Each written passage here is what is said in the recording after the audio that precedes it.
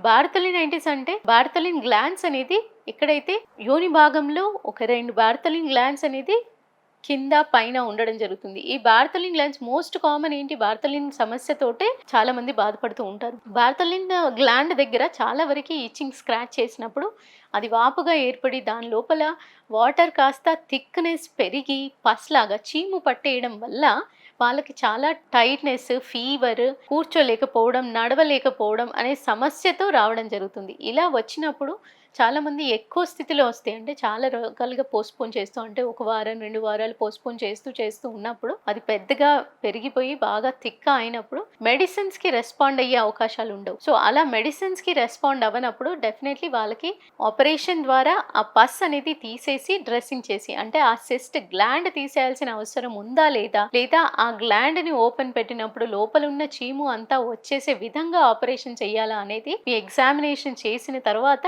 ఆ ట్రీట్మెంట్ చేయడం జరుగుతుంది. సో, మీకున్న సమస్య చిన్నగా ఉన్నప్పుడే ఏ రకంగా సిగ్గుపడకుండా మీరు మీ డాక్టర్ దగ్గరికి వెళ్లి దగ్గరలో ఉన్న ఏ డాక్టర్ దగ్గరికి వెళ్ళినా మీకు బేసిక్ మెడిసిన్స్ అంటూ పెట్టడం జరుగుతుంది.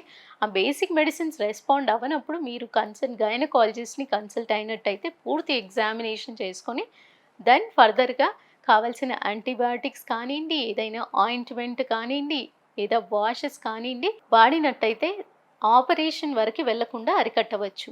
సో, ఇది చిన్న సమస్య అనుకోకుండా మంట, నొప్పి, దురద ఉన్నట్టయితే డెఫినెట్‌లీ మీరు దగ్గరలో ఉన్న డాక్టర్‌ని సంప్రదించండి. ఈ అవగాహన మీకు హెల్ప్ అయిందని అనుకుంటున్నాను. Thank you. నమస్తే.